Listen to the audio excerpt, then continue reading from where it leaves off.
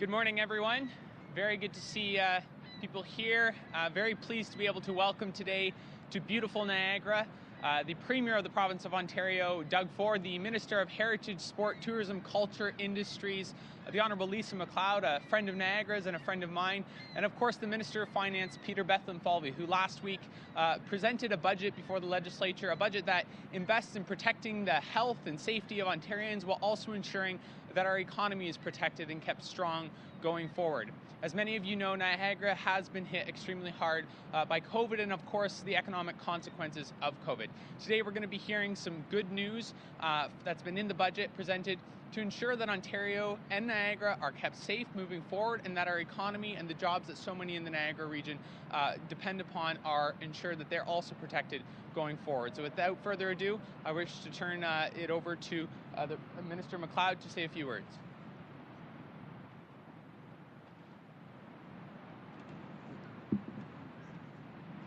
Thank you, Sam. It's great to be here with you in Niagara, alongside our leader, Premier Doug Ford, and our friend, Minister of Finance and Treasury Board President, Peter Bethlenfalvy. This past year has tested the resiliency of Ontario's heritage sport, tourism, and culture industries unlike any other. They were hit first, the hardest, and are expected to take the longest to recover from the pandemic. While traveling the province last summer, it became clear to me that they face a triple threat: a public health crisis, an economic crisis, and a social crisis. These crises have severely impacted operators of all sizes and in every region of the province, from the large-scale attractions here in Niagara Falls to the many small family-owned bed and breakfasts in the north and everything in between. Pre-pandemic, the sectors I represent supported a spectacular double bottom line: $75 billion in economic activity and a unique social fabric felt in every single community across this wonderful province. Today, they're working to recover more than $20 billion in lost revenues and hundreds of thousands of jobs, including right here in Niagara Falls, a city of 90,000 who lost 40,000 jobs during this pandemic. And our government has acted to support them. We flowed more than $62 million to protect our iconic tourism institutions. We launched a new $105 million community building fund to support nonprofits. We provided $2.5 million to increase museums' digital capacity, committed $25 million to help our artists and our arts organizations, and dedicated $1.5 million to the new Tourism Development and Recovery Fund. We provided $2.5 million for the love of live music, more than $10 million for innovative festivals and events, and $15 million to support our sports sectors, and much, much more. Combined with the supports outlined in the 2021-22 provincial budget, we're providing nearly $1 billion to ensure Ontario remains the best place in the world to live, work, play, and to visit. This funding will go to a suite of sectors who have demonstrated sheer resilience, creativity, and innovation during this pandemic, a true testament to the Ontario spirit.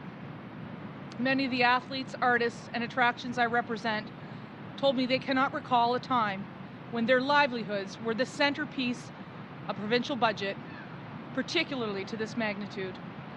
The investments in this budget will allow us to recover, reconnect, and rebuild with the aid of our Tourism Economic Recovery Task Force and our upcoming 5-year plan.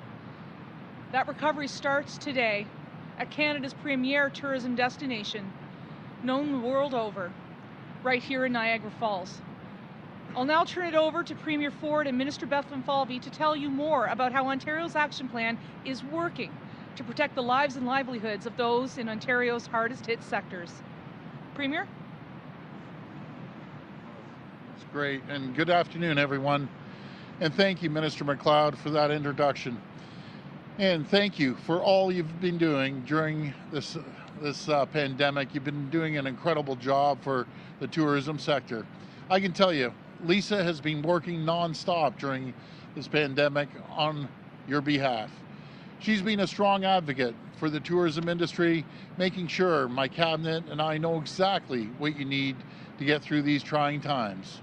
I also want to acknowledge Peter Bethlenfalvy, my All-Star Minister of Finance, and Sam Oosterhoff, our MPP for Niagara West.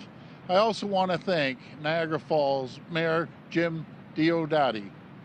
And I need to give a special shout out to Bart Maves. Bart has been an absolute champion for the people of Niagara for a long time, and he knows this area better than anyone.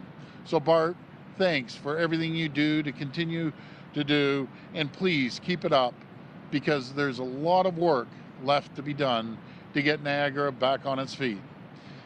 Because, as we know, the tourism sector has been hit harder than any other sector during COVID-19. It has been asked to sacrifice so much to keep us safe during COVID-19. The impact on individuals, families, and operators has been absolutely devastating. More than 200,000 jobs and more than 18 billion in revenue has been lost. Clearly, this sector is down, but it's not out. I know it will recover. I have such confidence in the people of Ontario, but it will take time and it will take help. You can be sure our government will always be there to support and protect our vital tourism industry. In our 2021 budget, Ontario's action plan, we made a commitment to protect people's health and protect jobs. To help us achieve those goals, we're investing $200 million to support our tourism industry, to see them through this difficult time. This includes $100 million for a new Ontario Tourism and Hospitality Small Business Support Grant, and $100 million for a new one-time recovery program. We have created these programs to help our large, medium, and small businesses during this very difficult period, because our commitment to supporting businesses is unwavering.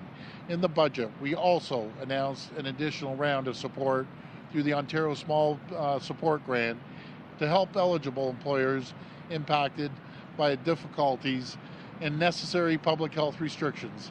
This will now deliver $3.4 billion to approximately 120,000 eligible small businesses in Ontario to help them get through this extraordinary period and continue to protect vital jobs.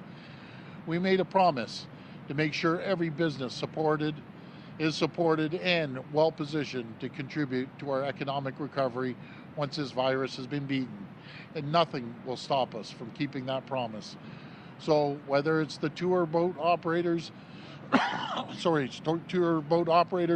down the river, the motel up the road, or the lodges up in Northern Ontario, we are here for you. We've got your back, because we're all in this together as part of Team Ontario. Thank you, and God bless the people of Ontario. I'll pass it over to Minister Bethlenfalvy.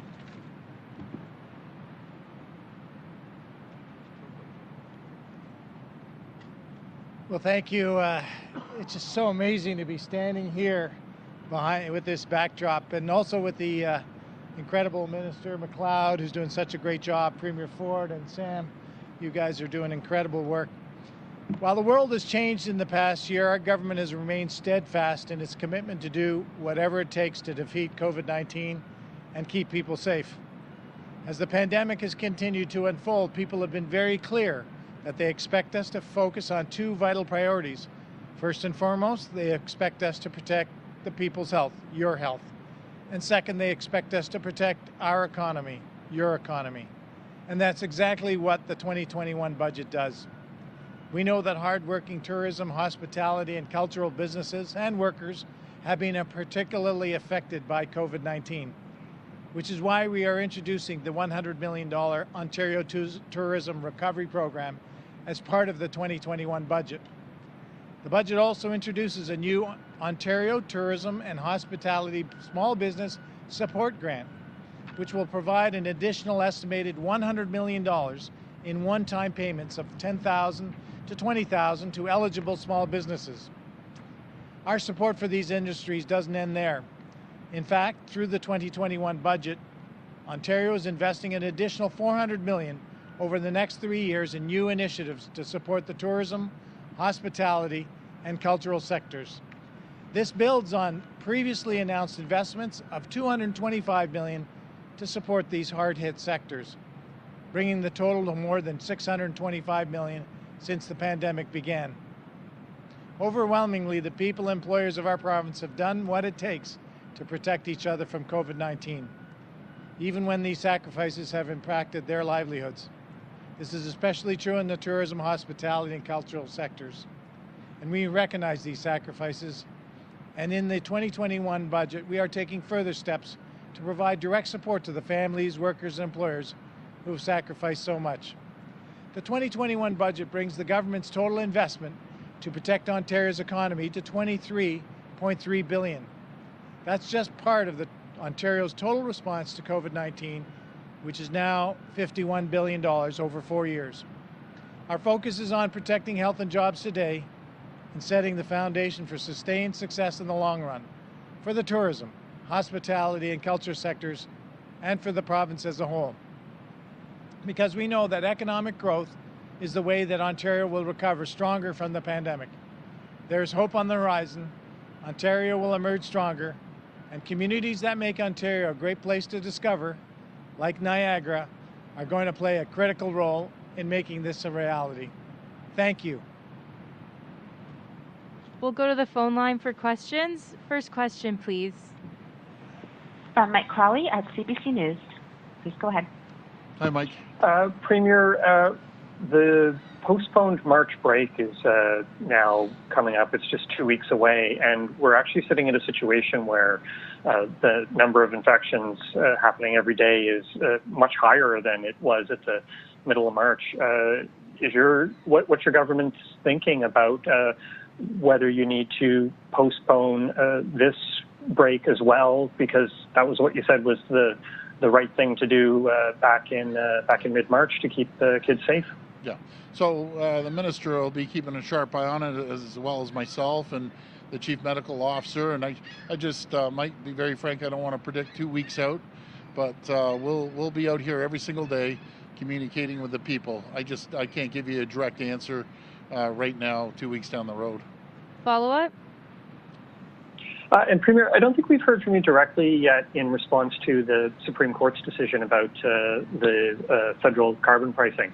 Now that the court's weighed in and you've had some time to think about it, are you going to change tack at all? Is Ontario going to bring it in its own form of carbon pricing? And do you have any regrets about spending $30 million of taxpayer money fighting this court case? Well, first of all, start off with regrets. I never have regrets fighting for the taxpayers of Ontario, keeping prices low.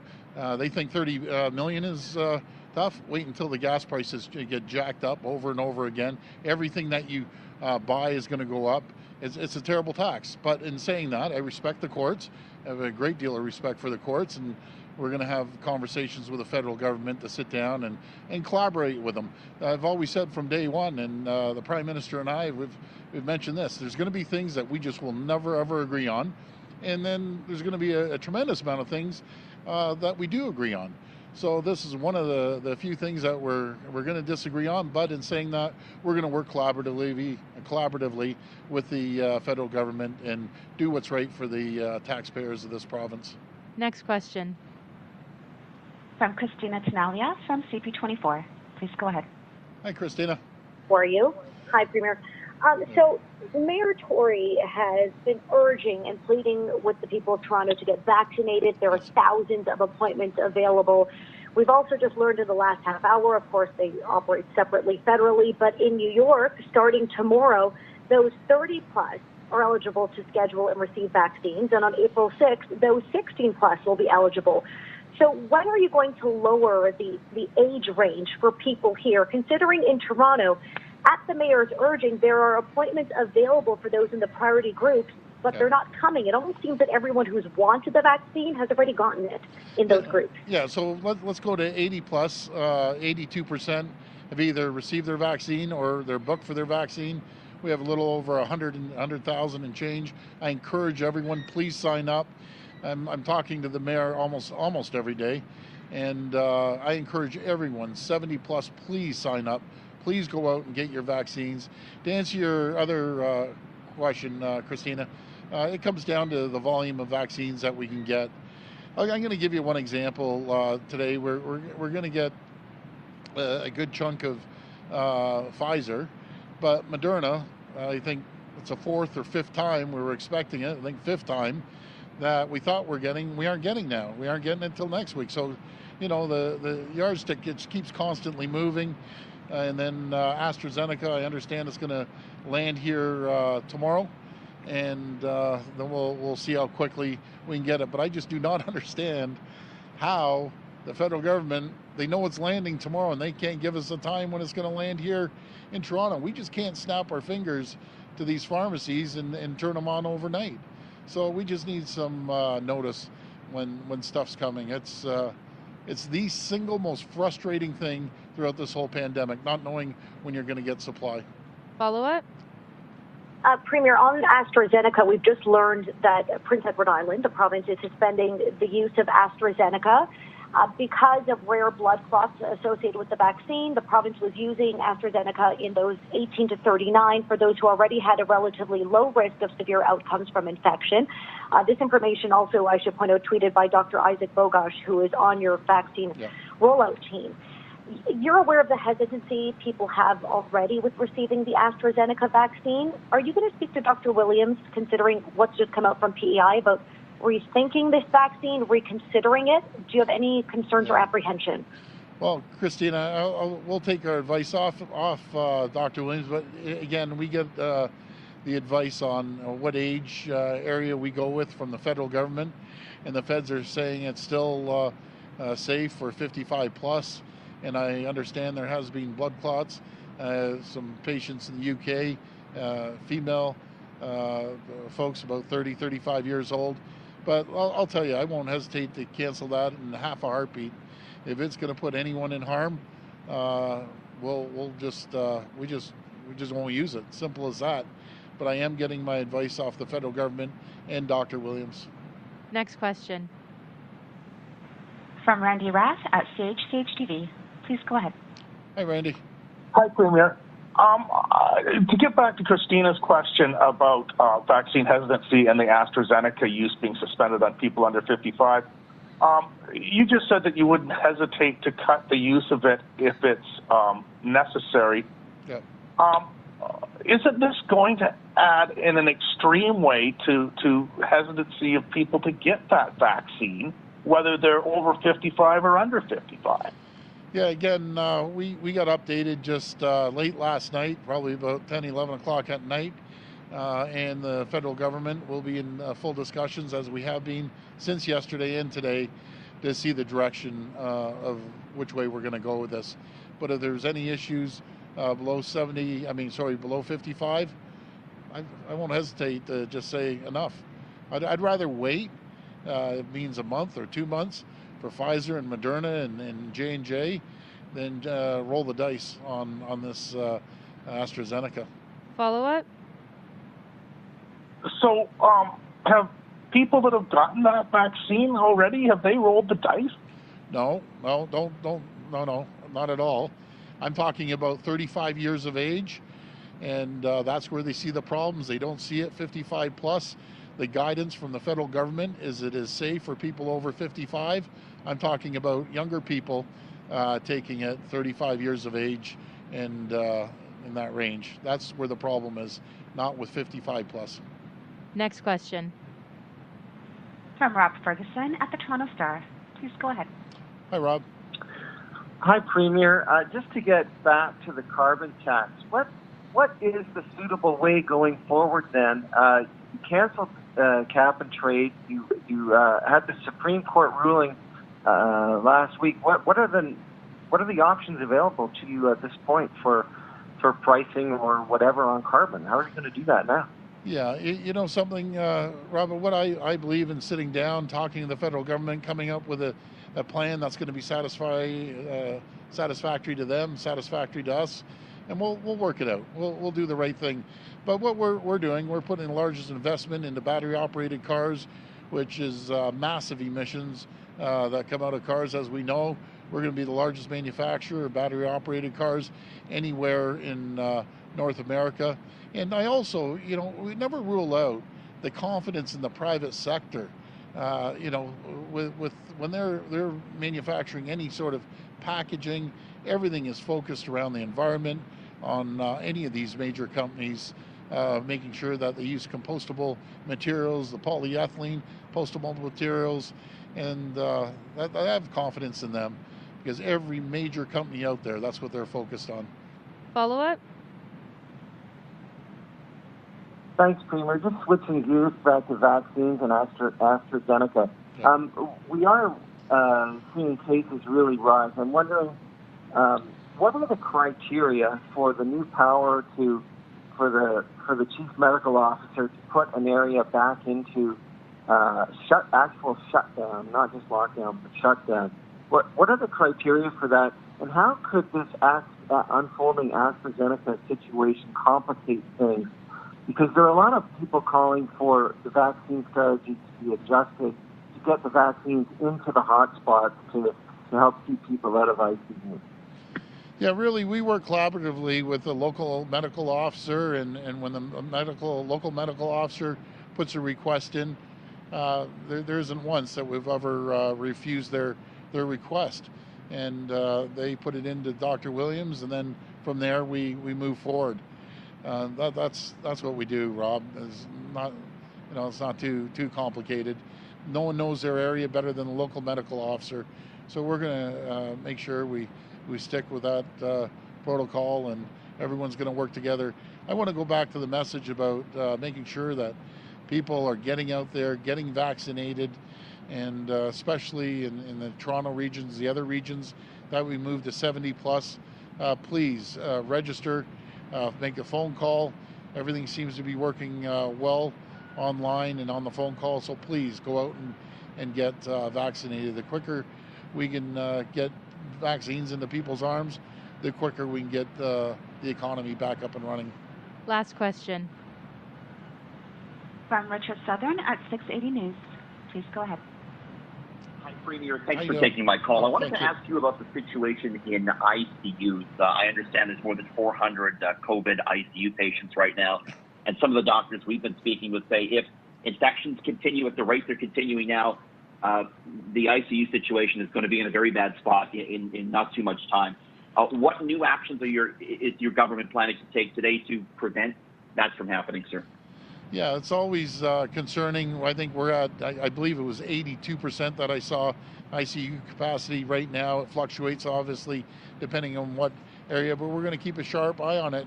And thank goodness that we put billions of dollars into increasing our capacity. When it comes to ICU and acute care beds, we've created 3,100 new beds in Ontario since this pandemic, and we're going to continue creating more capacity. But we're keeping a very sharp eye on it. And the message is here, I just got off the phone from the cabinet and Dr. Williams. The message is, number one, 50% of the cases are with younger people now. And I got a message to the young folks, guys, this party's not over. You know what I mean? You just got to make sure you follow the protocols, follow the guidelines, because what happens, you bring it home to one of your loved ones, your parents, your grandparents.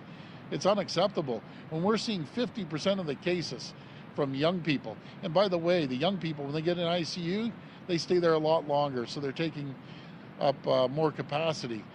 So I just can't stress it enough. You go down the street, and especially in Toronto, you just can't. Guys, we got to watch it. This is serious. So please follow the guidelines, protocols, and we still have a ways to go before we can loosen anything up. Follow up? It just seems that your government is starting to loosen restrictions just as we're starting to see this trend. I wonder if you can weigh in on that as well. I want to press you, if I could, Premier, again about the April 12th school break. I know you say you don't want to predict 2 weeks out, but with the utmost respect, it is the government's job, I think, to try and do their best to predict that. And parents are going to need need a heads up on this. It's 2 weeks away. Is there any more you could say about whether or not that break is going to happen, sir? I agree 100% with you. They need the 2 weeks. But God forbid we say we're going to close it, we're going to open it, and things change drastically. We see the numbers going up at a rapid speed right now. By the end of the week, we'll have a clear direction that will still give people at least a week to 10 days notice. But I understand people have to make plans.